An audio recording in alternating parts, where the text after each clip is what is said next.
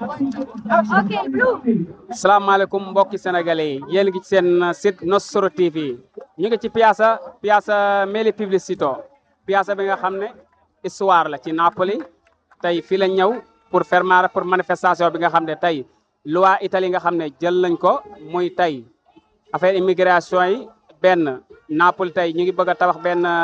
CPR benn prison boo xam ne CPR la ñu bëgg a def ci wet ak Caserta loolu duñ ci mos a d'accord beneen bi mooy dañoo bëgg kër bëgg nañ résidence bëgg nañ leen mais léegi yooyu yëpp dafa jafe tey appuntamento Castura rek benn dafa nekk loo xam ne pour nga lijjanti ko problème la dinañ la jox ay 8 mois wala 7 mois yoo xam ne pour nga bala mu ñëw tey mën nga cee bëgg a dem Afrique mën nga bëgg a dem mais tey problème lay doon tey yow mi nga xam ne da ngaa war a liggéey da ngay nekk sonn fi nga xam ne gars yi ñu ngi agressé léegi bare da ngay wàcc liggéey nekk léegi ñun dañoo nekk ci réew moo xam ne kenn xamatul lu ñu def dañoo bëgg tey directo bëgg prison bi nga xam ne mooy ci PR ñun bëgg ñu tabax ko fii tey xam naa dinañ ànd ak italiens yi ànd ak tey immigration tey fii tey nationalité yëpp ñu ngi fi Bangladesh yi Pakistan yi